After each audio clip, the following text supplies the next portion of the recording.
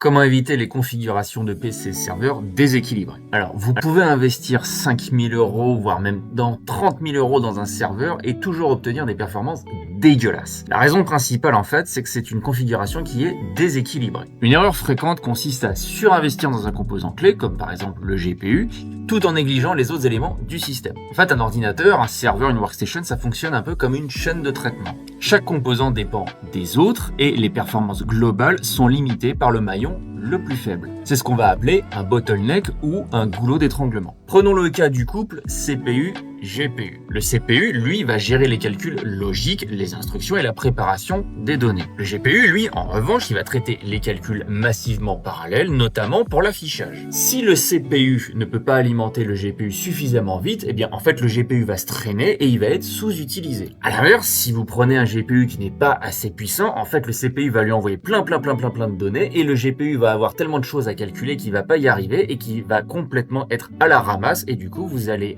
pas réussir à calculer suffisamment vite et avoir tout un tas de ralentissements. Au-delà du classique couple CPU-GPU, en fait, les autres composants vont également influencer les performances. Une RAM insuffisante, par exemple, va provoquer des ralentissements ou alors tout simplement, vous n'allez pas pouvoir charger suffisamment de données pour votre modèle d'intelligence artificielle. Un stockage lent, lui, par exemple, va impacter directement les temps de chargement. On pourrait aussi même parler d'un refroidissement inadapté qui va provoquer des hausses de température et donc ce qu'on va appeler du throttling. Donc votre CPU, votre GPU, tous les composants vont se castrer pour diminuer leur puissance et donc impacter directement les performances. En fait, se concentrer sur la puissance brute uniquement de chaque composant est une erreur. Une bonne configuration est une configuration qui va reposer avant tout sur une cohérence globale entre ces éléments. En fait, un système bien équilibré va offrir de meilleures performances réelles qu'une configuration qui est déséquilibrée, même plus coûteuse. Donc la prochaine fois quand vous nous demanderez un devis et parfois on change la configuration ou quand vous ferez votre propre configuration, s'il vous plaît,